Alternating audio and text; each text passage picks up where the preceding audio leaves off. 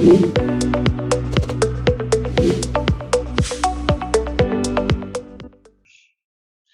howdy, howdy. Thanks for joining me for the final video in this three-part series, Building Your Financial Pyramid. So just going to dive right in today. At the top of the pyramid sits what I call the personal profit first system. The personal profit first system is a spin on author Michael Michalowicz's system and same titled book, Profit First, which originally was designed for businesses. My wife and I implemented his system for the Profit First system at our business, our gym business, back in 2017. And honestly, we haven't looked back. It's really helped us connect to our finances, helped us save more money, plan better for our savings goals, and take our businesses to new heights as well as our personal finances. In fact, we really loved this system so much that we kind of spun off our own hybrid that is like a personal version of this, as I am sure there are many out in the public. So what I'm showing today is simply my and Amanda's and my take and what I use with clients at Peak Financial Planning when we prepare a personal profit first system, which again, as a reminder, is the top third of the financial pyramid. The idea behind this system is quite simple. Pay your future self first. Pay your future self first. And not only that, but to do it in an automated way that takes the friction of decision making out of the equation, because most of the time, the friction of decision making is what holds us back. I recently made a post entitled The True Cost of Procrastination. And basically, the key message there was that we procrastinate because a decision is too large to make quickly. And then what happens is we avoid the decision, and this compounds the anxiety we feel, compounds the damage caused by the avoidance strategy. It's like a catch-22. The cycle continues and continues. And so for many people, our finances are this way. Whether you make $50,000 a year, $100,000 a year, $500,000, or even $1 million a year, the project, whatever scope it has, expands and becomes something that's overwhelming to begin. And so we just don't begin at all. And just to describe it specifically, if you're low on cash flow, what that might look like is you never face the fact that you won't meet your savings goals. Like the project of looking and figuring out how do I spend less, how do I make more is just too overwhelming. So we just avoid it entirely. Or if you have tons of extra free cash flow, the project might be the opposite, but just as damaging, which is you accumulate too much cash. You don't really know where to put it. You're risk averse and you don't know what investments or what savings accounts or what your goals are. And so you just let it accumulate and basically erode in value. So both situations are bad, and the financial pyramid system and the profit first system specifically are built to solve both of those issues. All right, so bear with me. We're going to do a quick review of the financial pyramid system, the first and second part before continuing. It's really, really critical that you think of this as a progression. So progressions help us break complex problems down into simple step-by-step solutions. They help us break the inertia of procrastination or avoidance. And so it's really, really critical that you've already done your step one, cash flow system, step two, money tree system, before you try to tackle the profit first system.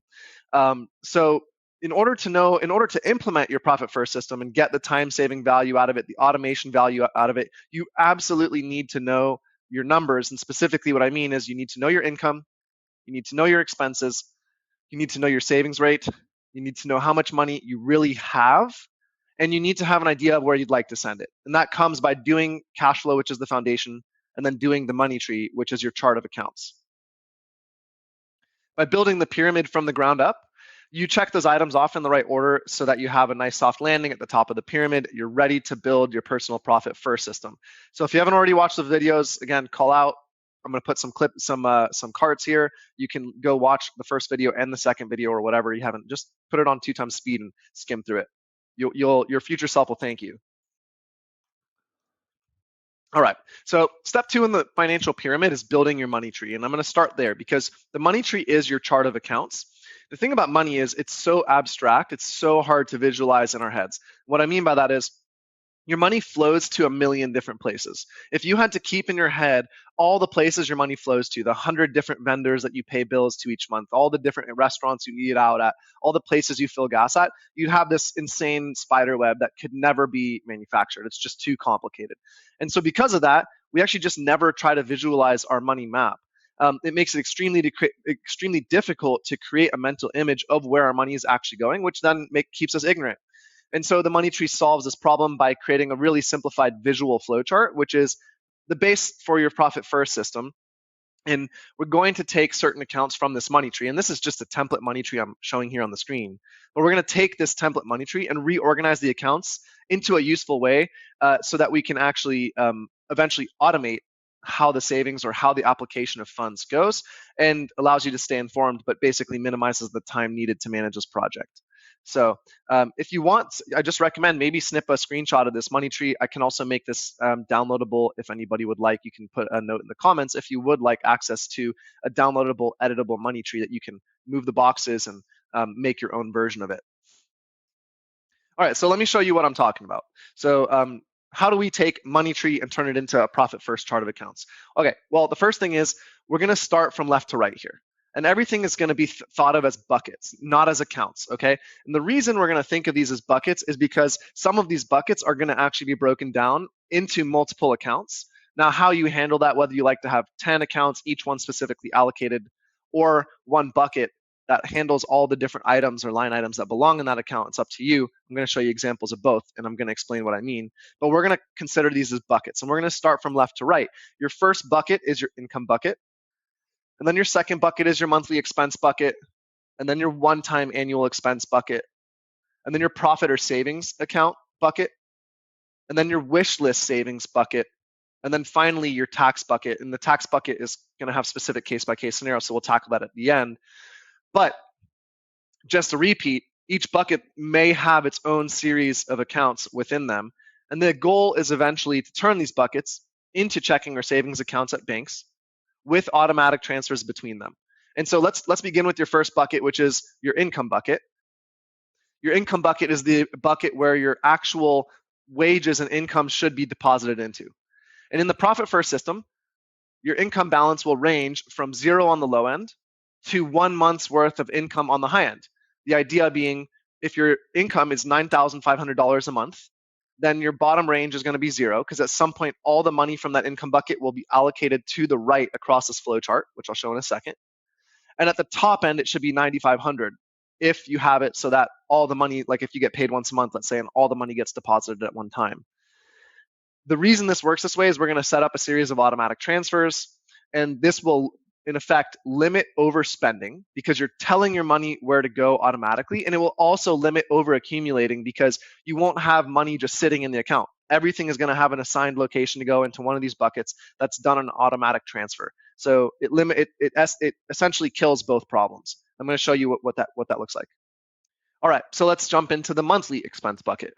And this is exactly what it sounds like. It's the account from which all your recurring monthly expenses will be drawn from. If you already have an account that all your expenses are direct debited or on auto pay from, I recommend you convert that account into your monthly expense account. It's a lot easier to create a new income account where you just have 1 or 2 deposits per month versus having a new auto pay account where you have 40 or 50 or I don't know, however many transactions you have on auto pay that come out of that account. So that's the monthly expenses account as the baseline, and we're going to talk a little more about it as well. So the key here with the monthly expense account is that you have to know what your monthly expenses are. Again, repeating the importance of doing the cash flow step in the financial pyramid, because in this account, you're going to take your recurring monthly expense amount as a lump, multiply that by 10% to give yourself some cushion, and then set up an automatic transfer from income account to monthly expense account that happens on a certain day of the month. So if after doing the cash flow exercise, you determine that your monthly expenses are $3,000, you can see that up here in the top left, you would set up an automatic transfer for 3,000 times 1.1, which is 1 plus 10%, so 110%, which would be $3,300 a month. And you'd set up this automatic transfer from income account to monthly expense account. And the thing here is that it's actually okay if you have a small surplus build up in the monthly expense account, because we'd rather be conservative. I'd rather you have $200 a month build up in there than you have you run out of money to pay your monthly expenses like your rent and whatever. The thing here is don't overspend it. You got to pay attention. So what you should be doing is rebalancing that account every 2 or 3 months. That's the only thing that you'd have to put extra effort into, is every 2 or 3 months, go check that monthly expense account. If you're doing a good job of actually limiting your monthly expenses to the amount you promised yourself from your cash flow exercise, then you'll have some surplus money in there to rebalance. The idea is this monthly expense account is designed to limit overspending. So the automation and the limited total dollars in the account will keep you honest, or will punish you if you've not been honest with yourself. What punishment will look like overspending and having a negative balance in that account, and that's not what we want, obviously. All right, so jumping ahead to the annual expense bucket, this is where things really light up. As a cash flow focused financial advisor, this is by far the most commonly overlooked area of an individual's expenses or a family's expenses that I see. So we've all been in this situation, whether it's your auto registration or a new tire for your car or your business taxes or even your property taxes, your 6-month annual insurance premium. You get slapped with that one-time annual expense that you weren't planning for, you weren't predicting, and you may have the money saved up for it. Even if you do have the money saved up for it, it's still a sucker punch. It feels like getting punched in the gut. And a quick story that I had with the gym. So like I opened my gym in 2014. For 2014 to 2016, every September and October, I would get slammed with huge one-time annual expenses. It was my gym licensing fee, my gym insurance premium, my property taxes, my business property taxes, my business license. It was like 15 grand of annual expenses all between September and October, which at the time was extremely substantial for me just with this new business. And I actually remember vividly for 3 years, I wasn't able to sleep through the night for 2 months, straight from September to October. Like I viscerally knew that I wasn't going to be prepared for these big one-time expenses, but I didn't do anything about it for 3 years. And every year I set myself further behind. I would take whatever savings I'd accumulated up to that point, apply them back to these one-time annual expenses. And finally, like I shook myself and I woke up. I'm like, what are you doing, man? And I actually decided to proactively save in advance for these one-time annual expenses. And honestly, the book by Michael Michalowicz, Profit First, really helped with that. I had signed up for a gym mentorship and they recommended this book. And it was like, oh, this is what you do. You just plan for it. So I'm going to show you how to plan for it here. But it's so relatable, right? Like I've had this experience. Everyone has had this experience and it feels bad even if you have the money to pay for it. All right, so the question is, what accounts go into this bucket? I'll just give you a lead-in. I mean, you'll have to think of your own because everybody has their own individual, but here are some lead-in ones. Auto registration. You could also consider auto maintenance as well. I do a separate bucket for oil changes and auto maintenance that like planned savings for tire replacements, whatever. Holiday and birthday gifts. This is something everybody does every year. Christmas comes around, and if you haven't planned for it, you're out $2 grand or $3 grand. And I mean, how big your family is or how much you spend, it could be substantial. Property taxes is a huge one. If you own a home and it's not a part of your escrow or your actual mortgage payment, this is a huge deal. Some other common ones are auto insurance, tax preparation, financial planning fees, homeowners insurance. So there's 6 or 7 common ones that I see pop up. And when someone gives me their budget worksheet, I'm like, did you have these 7 items in there? If you didn't, your budget worksheet's got to be expanded because we're going to want to set up savings for these, or we're really going to be potentially negative cash flow at the end of the year.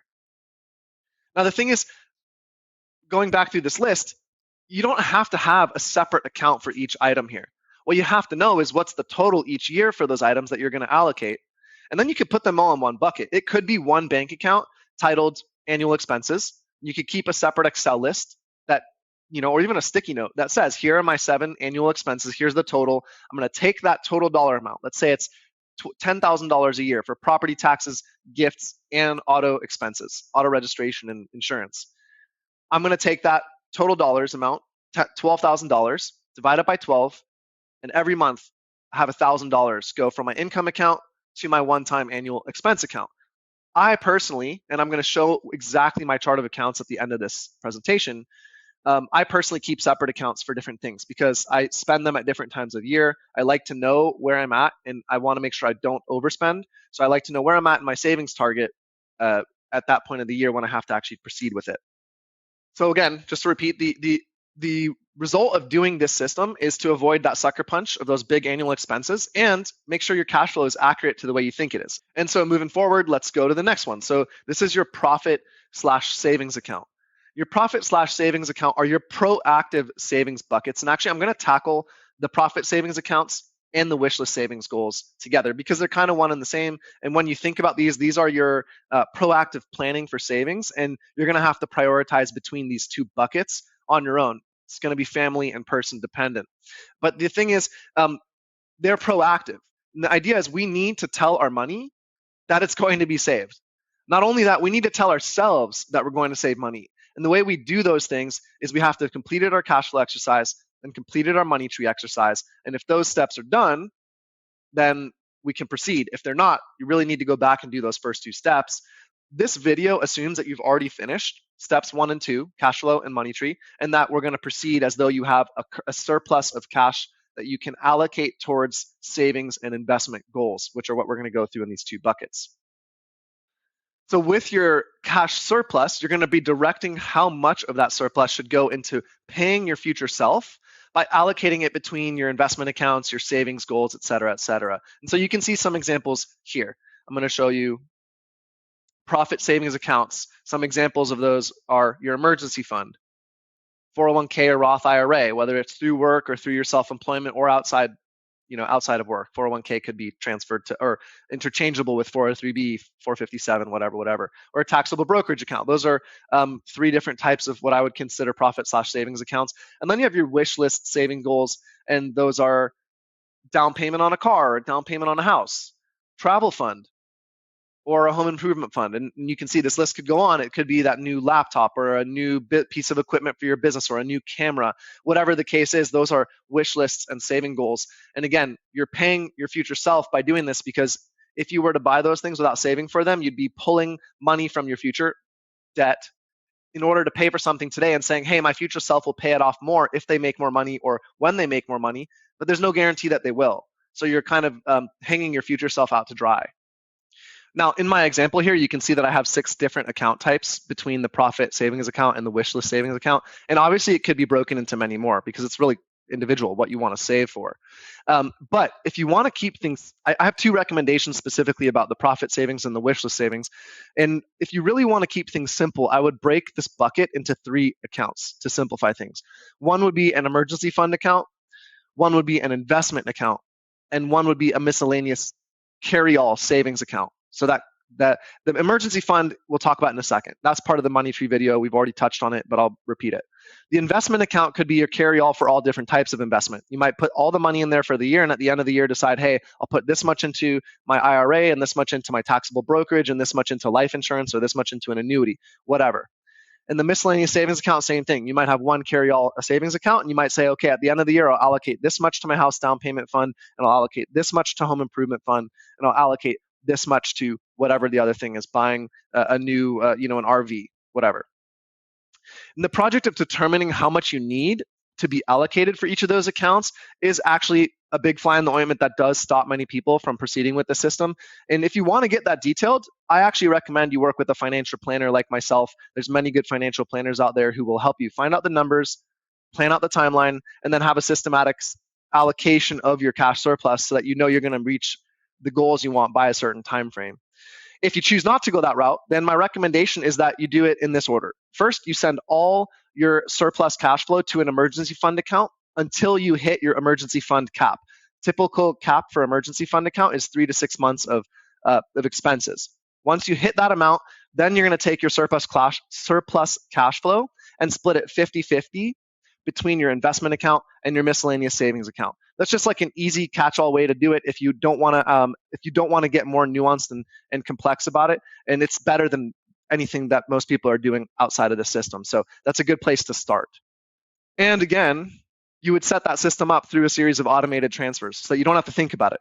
The idea here is we get this whole chart of accounts drawn out, we set it, we forget it, move on.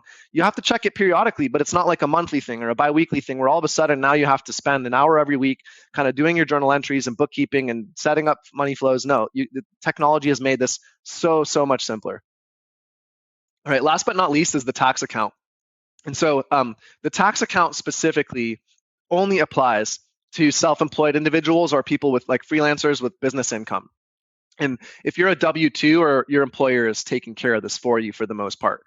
However, if you are a business owner or are just self-employed and have freelance income or other sources of income that are not through a W-2, this is going to affect you just like those big one-time annual expenses, which is if you're not prepared for taxes at the end of the year, you're going to get a gut punch of a bill from the IRS that says, hey, you had this 1099 income or you had this self-employment income and you didn't actually put any taxes on the side. Now you're going to have to take money out of savings or do it on a credit card or do a payment plan, whatever the case is for you.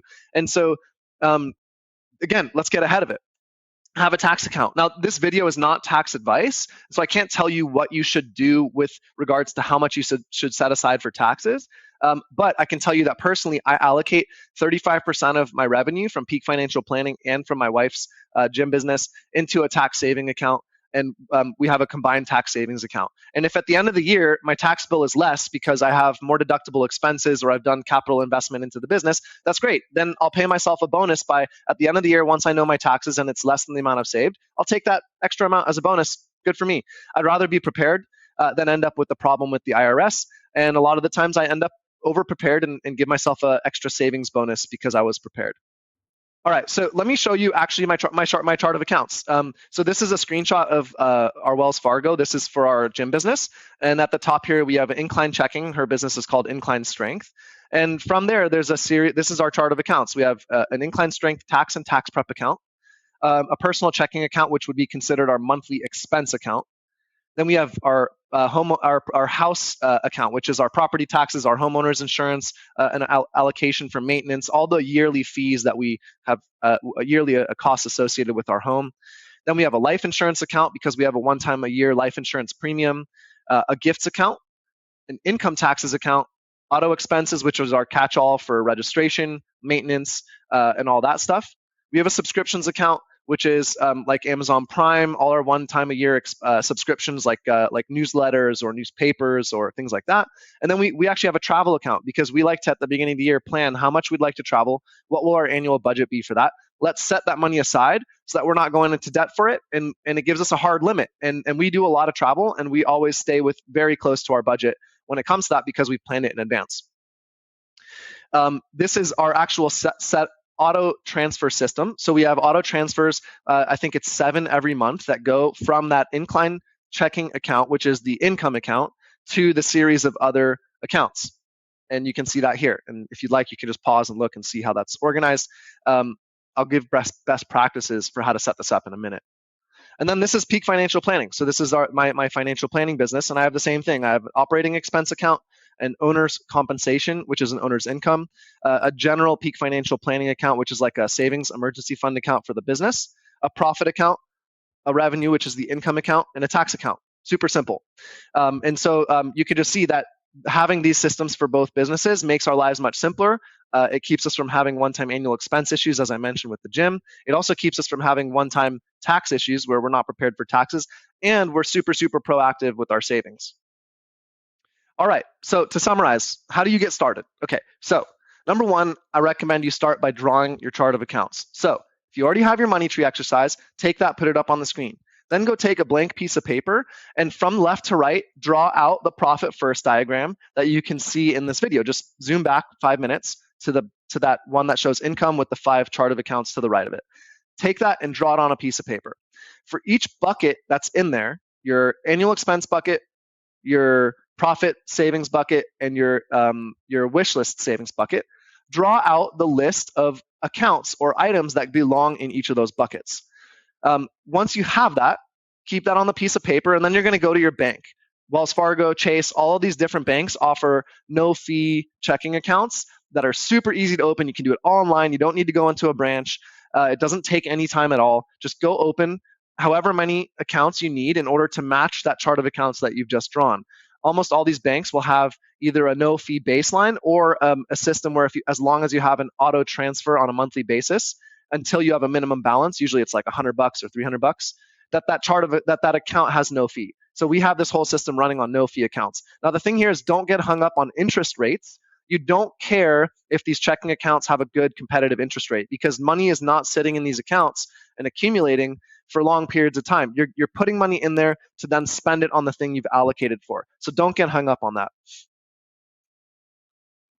Step 2, as I just repeated, was to open the accounts.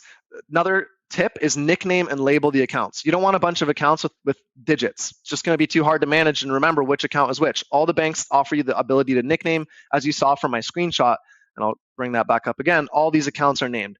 All of these accounts are named. Just make your life simple. Don't go by digits. And then next step, final step really, set up your automatic transfers from the income account to each of the successive accounts or buckets. And once you do that, I recommend that you line up the transfers so that you've planned and anticipated bank closures for holidays, or weekends. What I mean by that is don't set up a transfer that happens 2 days before your auto pay or your auto bill goes through from your monthly expense account, because if you hit a weekend, that auto transfer might not hit your account in time. So give yourself 5-6 business days from the time that that transfer happens from the income account to the expense account or to the other associated accounts, so that you don't end up overdrawn. And usually 5 days is plenty. You don't have to get super calculated about that. And then my final tip is I recommend consolidating your auto payments actually away from a bank account and into a credit card, a single credit card that you use for all your monthly expenses. Because what that will do is it will go to the credit card and allow you to have some time, couple days, to pay from the monthly expense bank account and clear your balance. We do this on a monthly basis. We have one credit card for each business. The expenses are separate, and we have one credit card for personal expenses. We don't have to go into the complexity there, but the idea is all our recurring monthly expenses go onto those credit cards. Each of the bank accounts automatically has an auto payment for the right amount that hits those credit cards and clears the balance on a monthly basis. Boom, done. Don't have to freak out about it. It may take you a month to get this situated, but it's not going to go crazy. Now, the other benefit is if you have those credit cards, then what you can also do is pay for those one-time annual expenses on the credit card and then automatically transfer or do a one-time transfer from the annual expense account you've created for that purpose to the credit card to pay that off. So for example, if we do a trip for $1,500, I've got $1,500 in my travel account. I'm going to pay the credit card that $1,500 from that travel account. Anyways, last but not least, ask for help. All right. So the financial pyramid is really a progression to help you take an immense financial project, which is organizing your cash flows and telling it where to go, and turn it into a progression. 3 steps. You do step 1, you make some progress. You do step 2, you make some progress. You do step 3, you're killing the game. All right. So if you need some help with this, I'm happy to talk through it. I'm happy to provide all of my presentations or the resources associated with them, like the money tree or the budgeting exercises, for anybody who asks. So just post in the comments or send me an email. You can go to thepeakfp.com to find my contact info. And as a recommendation again, if you haven't watched the first 2 videos and you did decide to watch this fully through, go back and watch the first 2 videos. I appreciate your attention and hope this was extremely helpful. Thank you.